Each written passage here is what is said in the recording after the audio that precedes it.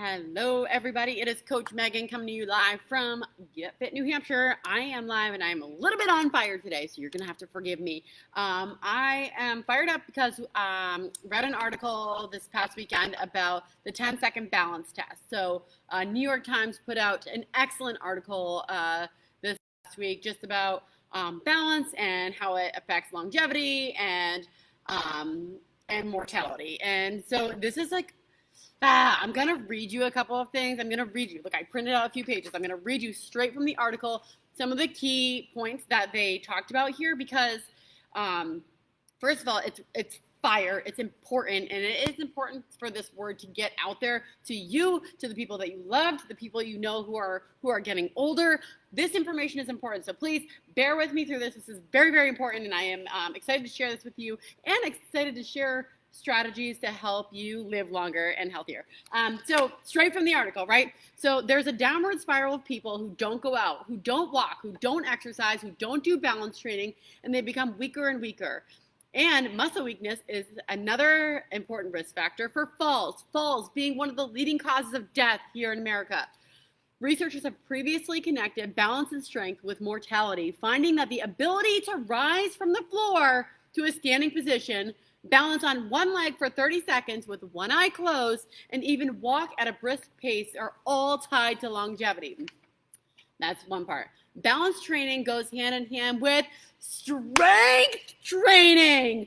The stronger your muscles in your legs, glutes, feet, and core, the better your balance. You can improve your balance by taking things like Tai Chi or yoga classes, but weight training, for the people in the back, weight training, and rock climbing and aerobics are all excellent ways to work on your balance skills. Did you hear me about weight training and strength training? I wasn't sure if you heard that, so I said it again. But some forms of exercises are better than others. If your only movement, okay, this is for my friends who say, I walk every day. This is for you. But some forms of exercise are better than others. If your only movement is walking on a smooth surface with no side-to-side movement, it's not going to significantly improve your balance because we have to train those things, okay? We got to focus on specific exercises. We have to weight train. We have to strength train. Okay, so poor balance and muscular skeletal fitness can be linked to fertility. So not that's not what I meant to say. Frailty, okay? Frail. It can make you frail. We're not talking about the same thing here. I'm so glad I'm live and can't restart this. That's fun. Anyways, so let's think about this. So we talked about how, a second ago, how when falls are one of the leading causes of death in America. So if you're frail, right, if your bones aren't strong, if you're not strong and you fall and you don't do any form of training, you're more at risk to fracture something, right? You could, raise your hand, okay, if you know somebody who got older, right, because that's what we do. They got older. Maybe they didn't take care of themselves. They didn't train. They didn't exercise. They didn't do the things for themselves to keep them healthy and strong, and they fell down.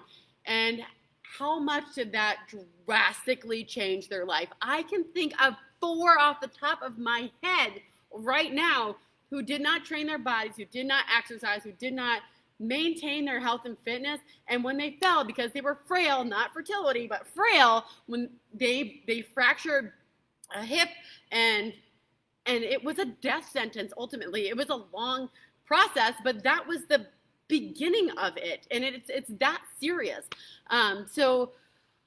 Let's think about one-legged posture, right? So we're talking about balance, right? So what are things that we do that require us to be on one leg on a daily basis? How about like getting out of the car, right? When you swing a leg out of the car and you stand up, it's one leg to the other. When you're climbing upstairs, it's one leg to the other, right? Those are all things we do every day. And if we can maintain that as we mature, then that is an amazing skill to hold on to.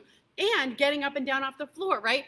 I know a lot of firefighters who have, one of their main calls that they get is called a lift assist. It's somebody that's on the ground and they can't get themselves up, so they have to call for help because they can't go from the ground to standing up. It's that serious. These things are going, if we don't train these things, then we're going to lose it. And it's that important to keep ourselves strong and healthy.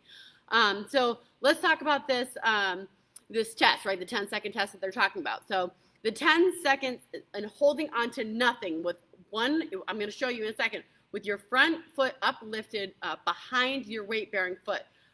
When they did their research, 1 in 5 people could not do this, okay? And this is linked again to longevity. So here I am. I'm going to make sure you can all see me, okay? So that is with your front foot lifted, behind the other, hands by your side, looking straight ahead. Can you do this for 10 seconds? So if you train at Get Fit New Hampshire, then we train the single leg stance all the time, right? We do single leg deadlifts, we do split squats, we do kickstand deadlifts, we do lateral, right? We go side to side movements. All these things are these one-legged movements that we're working on all the time because it links to your balance, right? We want to be able to be strong in a one-legged stance, no matter what direction we're going, right? Because like the article says, you're not always for the rest of your life going to be walking on a smooth surface, right? You need to have this lateral side-to-side movement. You need to be able to catch yourself if you're about to go down. Those are all things that we easily take for granted as we mature. So let's see.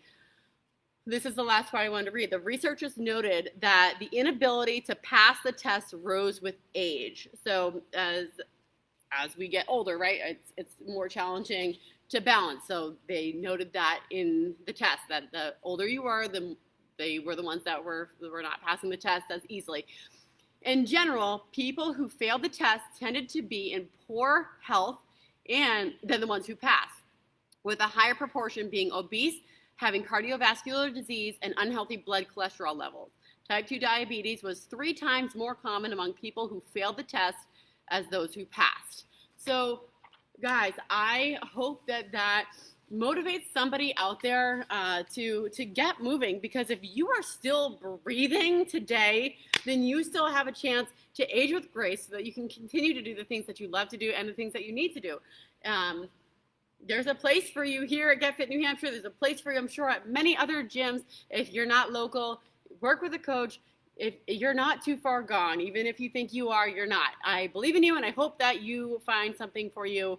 Let me know if you need help with anything. I hope you guys have a great rest of your day.